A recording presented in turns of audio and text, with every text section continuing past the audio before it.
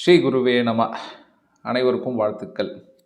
நம்ம வாழ்க்கையில் சேமிக்கக்கூடிய ஒரு மிகப்பெரிய ஒரு சேமிப்பு, ஒரு பெரிய இன்வெஸ்ட்மெண்ட் எதுனா நம்மளுடைய உடல் ஆரோக்கியம். எவ்வளோ சம்பாதிக்கிறோன்றதை விட சம்பாதிக்கிற பணத்தை மருத்துவமனைக்கு எவ்வளோ செலவு பண்ணாமல் இருக்கிறோன்றது தான் ரொம்ப முக்கியம். 10,000 சம்பாதிக்கலாம், 50,000 சம்பாதிக்கலாம், லட்சத்தில் சம்பாதிக்கலாம் அல்லது கோடியில் சம்பாதிக்கலாம். எவ்வளோ சம்பாதிச்சாலும் உடல் ஆரோக்கியம் இல்லைன்னா அதனால் என்ன பயன்? ஒன்றுமே இல்லையே. அதனால் இந்த உடம்பை ஆரோக்கியமாக வச்சுக்கிறது தான் பெரிய இன்வெஸ்ட்மெண்ட். இதுதான். சரி, அப்போ அந்த உடம்பை எப்படி நம்ம ஆரோக்கியமாக வச்சுக்கிறது? எவ்வளோ பயிற்சி முறைகள் இருக்குதுல்ல. இந்த பயிற்சி முறைகள்லாம் நம்ம பார்த்தோம்னா அதிகமாக அந்த பயிற்சி முறைகள் எல்லாமே இந்த வெளி தோற்றம் தான். வெளி தோற்றம், எக்ஸ்டர்னல் மசில்ஸை பலப்படுத்துறது தான். உள்ளே இருக்கிற இயக்கத்தை சீராக வச்சுருக்கிற, அதை துரியப்படுத்தக்கூடிய, அதை மேன்மைப்படுத்தக்கூடிய ஒரே கலை உண்டுன்னா அது யோக நெறிகள் தான். யோகாசனங்கள் தான் உள்ளே இருக்கிற இயக்கம். இந்த உறுப்புகள் ஒன்றும் அது எப்படி இயங்கணும், அதுக்கு ரத்த ஓட்டம் எந்த அளவில் போகணும், நம்ம நரம்பு இயக்கம் எப்படி இயங்கணும், அந்த நரம்பு இயக்கங்கள் செய்திகள் எவ்வளோ சிறப்பாக கடத்தப்படணும், அதுக்கெலாம் என்ன தேவை? நல்ல ரத்த ஓட்டம் தேவை. தலையிலிருந்து கால் வரைக்கும் அந்த ரத்த ஓட்டம் சீராக இருந்தாலே உடல் மின்சாரம் சீராக இருக்கும். உடல் மின்சாரம் சீராக இருந்தாலே செய்திகள் சரியாக நரம்பு இயக்கங்களில் கடத்தப்படும். எங்கே மின்சாரம் இருக்குதோ அங்கே காந்தம் இருக்குது. காந்த அலைகள் நல்லா இருந்தாலே ரத்த ஓட்டம் சீராக இருக்கும். நம்ம ஒரு உறுப்பாக அதில் நுரையீரலை பத்திரமா பார்த்துக்கணும். கல்லீரலாக நுரையீரலுக்கு பிரச்சனை வந்துடுச்சுன்னா உடனே சளி தொல்லை, ஆஸ்துமா, டிபி. கல்லீரலில் பிரச்சனை வந்துடுச்சுன்னா கம்ப்ளீட் சிஸ்டமே கெட்டு போகுது. கல்லீரல் எவ்வளோ வேலை செய்யுது உடம்புல. விஞ்ஞானிகள் 500க்கும் மேற்பட்ட வேலையை செய்யறதா சொல்கிறாங்க. ஒரு கெமிக்கல் ஃபேக்ட்ரி மாதிரி அது உள்ளே இயங்கினது. கணையம் கெட்டு போச்சுன்னா சுகர் வந்துடுது. கிட்னி கெட்டு போச்சுன்னா ரத்தத்தை தூய்மைப்படுத்துகிற பெரிய பணி கிட்னியோட பணி. அப்போது இந்த ஒரு உறுப்பையும் நம்ம உள்ளே பார்த்துக்கணும், இதெல்லாம் ஒழுங்காக வச்சுக்கணும் அப்படின்னு நம்ம கவனம் செலுத்தி குழப்பம் அடையாமல் இருக்கணுன்றதுக்காக தான் ஒட்டுமொத்த உடம்பையும் இயக்கக்கூடிய அற்புதமான இந்த யோகாசனங்களை நம்ம ஞானிகள், நம்ம சித்தர்கள் நம்ம கொடுத்துட்டு போயிருக்கிறாங்க. இதை தான் நான் ஸ்ரீ குரு ஞான தீபம் யூடியூப் சேனலில் ஒரு பதிவிலும் சொல்லிகிட்ருக்கேன். ஒழுங்குமுறைப்படுத்தப்பட்ட ஒரு சரியான நெறியை பழகும் பொழுது நமக்கு இந்த இயக்கம்லாம் ரொம்ப அற்புதமாக இருக்கும். ஒரு சிறுவர் சிறுமி ஒரு 8 வயசுலேருந்து இது பழக ஆரம்பித்தாங்கன்னா நல்ல நினைவாற்றல், நல்ல ஆரோக்கியம், நல்ல ஒழுக்கம். அதே மாதிரி ஒரு இளைஞனோ அந்த ஒரு 14-15 வயசில் இருக்கிறவங்க பழகினான்னா தன்னம்பிக்கை, மனோபலம். இன்றைக்கி ரொம்ப தேவைப்படுற விஷயம் அதுதான். இளைஞர்கள் மத்தியில் இந்த மனோபலம், மனோசக்தி ரொம்ப அற்புதமாக இருக்கும். காரணம், மூச்சு இயக்கத்தோடு நம்ம ஆசனங்களை பண்ணுறோம். யோகாசனங்கள் என்பது ஏதோ உடம்பை வளைச்சி கிளச்சி கண்ணாமன் பண்ணுற பயிற்சி அல்ல. அது இலகுவாக ஒரு ஆசனம் பண்ணும்போது இந்தந்த மூச்சு இயக்கம். இப்போ இந்த ஆசனமாக மூச்சை இழுத்து விடு, மூச்சற்ற நிலையில் பண்ணு. இந்த ஆசனமாக மூச்சை அடக்கி நிலையில் பண்ணு. இந்த ஆசனம் இயல்பான சுவாசத்தில் பண்ணு. அந்த சுவாசத்துக்கும் இந்த ஆசனங்களுக்கும் அது கரெக்டாக சிங்க் ஆகணும். மூச்சை அடைக்கின்னு செய்கிற ஆசனம் மூச்சு அற்ற நிலையில் செஞ்சால் அதனுடைய பயன் முழுசாக இருக்காது. அதனால் அந்த சுவாசத்தோடு நம்ம பண்ணும்போது என்ன ஆகுது, சுவாசத்துக்கும் எண்ணத்துக்கும் நெருங்கிய தொடர்பு உண்டு. இந்த எண்ணங்கள் சீரமைக்கிறதுல யோக நெறிகளுக்கு நிகரான ஒரு கலை இந்த உலகத்தில் எதுவுமே இல்லை. ஏன்னா ஒரு ஆசனங்களும் நீங்கள் சுவாசத்தோடு தானே பண்ணுறீங்க. இப்போ எண்ணங்கள் சீராகும் போது என்ன ஆகும், நல்ல எண்ணங்கள் வரும்போது என்ன ஆகும், மனோபலம், மனோசக்தி இருக்கும். எடுத்த காரியத்தை எந்த தடை இல்லாமல் சிறப்பாக முடிக்கிறதுக்கான மனோபலம் இன்றைய இளைஞர்களுக்கும்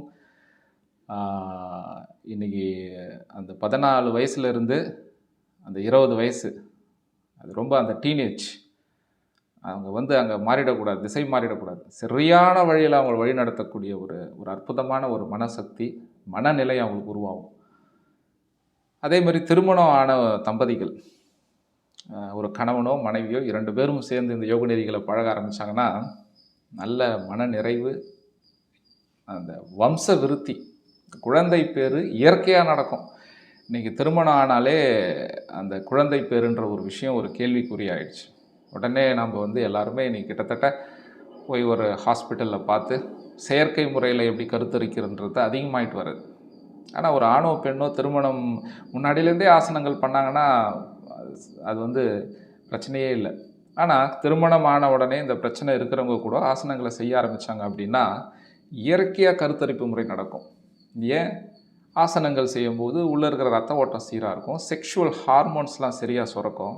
இந்த செக்ஷுவல் ஹார்மோன்ஸ்லாம் வந்து ஒரு ஹார்மோன் ஒரு கிளாண்ட் இன்னொரு கிளாண்டோட தொடர்புபட்டு இருக்குது. கழுத்தில் இருக்கிற தைராய்ட்லேருந்து தலையில் இருக்கிற பிட்யூட்டரி, ஹைப்போதலமஸ் இதோட தொடர்புபட்டு இருக்குது எல்லாமே. அங்கேருந்து சிக்னல் ஒழுங்காக வந்தால் தான் எல்லா வேலையும் நடக்கும். அப்போ ஆசனங்கள் வந்து பல நிலைகளை நாம் செய்யும்போது உள்ளே இருக்கிற கிளாண்ட்ஸ்லாம் ரொம்ப அற்புதமாக இருக்கும். அப்போது இயற்கையாக கருத்தரிப்பு முறை வந்து சாதாரணமாக நடந்துடும். எவ்வளோ நம்ம போய் அதுக்கெல்லாம் பணம் செலவு பண்ணிக்கின்னு மன உளைச்சல், அதில் எவ்வளோ பிரச்சனைகள் இன்னைக்கு இருக்குது. எதிர்கால உலகம் அப்படி ஒரு நிலையை நாம் அடையக்கூடாதுன்னா இன்றைக்கே அதை செய்ய ஆரம்பிச்சிடணும். எந்த வயசில் 8 வயசுக்கு மேலே இருக்கிறவங்க ஆசனங்களை செய்ய ஆரம்பிச்சிடலாம். நம்ம செய்யக்கூடிய அன்றாட வேலைகளை, அன்றாட கடமைகளை நம்ம சிறப்பாக அது செய்கிறது தான் யோக நெறிகள். யோகாசனங்களை பொதுவாக எல்லாருமே அது ஒரு முக்தி நெறியாக பார்க்குறாங்க. யோகாசனங்கள்லாம் ஐயோ அது என்னப்பா அது சாமியாராகிட போகிறாரு, மனசெல்லாம் வந்து இதுவாகிட போகுது. அது ஒரு வாழ்வியல் நெறி. இந்த வாழ்க்கையை சீரும் சிறப்பமாக நல்ல ஆரோக்கியத்தோடு, நல்ல எண்ணங்களோடு, நல்ல சிந்தனைகளோடு நம்ம வீட்டுக்கும் நாட்டுக்கும் ஒரு மனிதனை உருவாக்க முடியும் அப்படின்னா அது யோக நெறிகள். அதுதான் யோகாசனங்கள். அதை நம்ம ஒரு முக்தி நெறியாக மட்டும் பார்க்கக்கூடாது. அது ஒரு வாழ்வியல் நெறி. அதை பழகி அந்த வயசுலேருந்து அதை பழகிறவங்களோட அந்த வெளிப்பாடு வந்து ரொம்ப அற்புதமாக இருக்கும். அதனால் ஒரு சமயங்களும் சித்தர் நெறியும் அதுதானே சொல்லுது. பௌத்த மதத்தில் எடுத்துக்கினா ஆரோக்கியமே பரம லாபம் அப்படின்னு ஆரம்பிக்கிறாங்க. திருமூலர் உடம்பார் அழியின் உயிரார் அழிவார்ன்றார். நம்ம மகாபாரதத்தில் எடுத்துக்கினா ஒரு கேள்வி, அந்த யஷன் அற்புதமான ஒரு கேள்வி. உலகத்திலே சிறந்த லாபம் எது? உடல் ஆரோக்கியம். இந்த உடல் ஆரோக்கியன்றது எவ்வளோ பெரிய விஷயம். ஆனால் அந்த ஆரோக்கியத்துக்காக நாம் செய்யக்கூடிய பயிற்சியை சரியாக தேர்ந்தெடுக்கணும். எந்த ஒரு பயிற்சி நம்ம தலையிலேருந்து கால் வரைக்கும் உள்ளே இருக்கிற எல்லா இயக்கங்களும் சீராக்கி, உடம்பை சீராக்கி, உயிரை வளப்படுத்தி, சுவாச நஷ்டத்தை ஈடு செஞ்சு, மனசை வந்து செம்மையாக வச்சுருக்குதோ அதுதான் சரியான பயிற்சி. அது யோக நெறிகள் தான். ஏன்னா யோகாசனங்கள் தான் உடம்பை வளப்படுத்துது. மூச்சு பயிற்சி சுவாசத்தை நெறிப்படுத்தி சுவாச நஷ்டத்தை ஈடு செய்யுது. ஒரு காரியம் பண்ணும்போது நம்மளுக்கு எவ்வளோ சுவாச நஷ்டம் நடக்குது, இதெல்லாம் நம்ம சிந்திக்கிறது இல்லை. இந்த சுவாச நஷ்டத்தை நம்ம ஈடு செய்யும்போது ஆயுளை அதிகரிக்கலாம், ஆரோக்கியமாகவும் இருக்கலாம், ஆயுளோடையும் இருக்கலாம். அப்போது இப்போ இருக்கிற சங்கதிகளுக்கு அது எவ்வளோ தேவைப்படுது. அதை தாண்டி மனசில் வர அந்த எதிர்மறை எண்ணங்கள், ஒரு காரியத்தை எடுத்தால் ஐயோ இது நடக்குமோ நடக்காதோ, இது செய்வோமோ செய்ய மாட்டோமோ, ஒரு பயமும் இருக்காது. ரத்தம் தூய்மையாயிடுச்சு, தூய்மையான ரத்தம் மூளைக்கு போகும்போது அவர்கிட்ட இருக்கிற தன்னம்பிக்கையும் மனோபலத்துக்கும் ஈடு இணையே கிடையாது. இயற்கையாக தானாக மாறும். அப்படி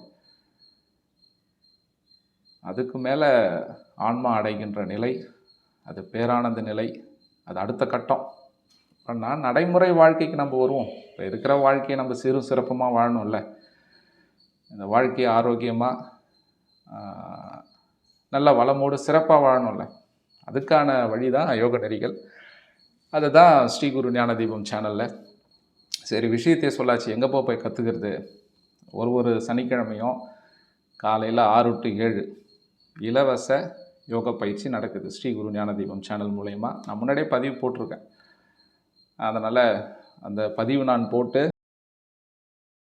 லைஃப் டைம் ஃப்ரீ யோகா கோர்ஸ்னு ஒன்று போட்டேன். அந்த ஒரு பதிவு அதில் கிட்டத்தட்ட ஒரு 1000 பேர்கிட்ட இப்போ ரெஜிஸ்டர் பண்ணியிருக்காங்க.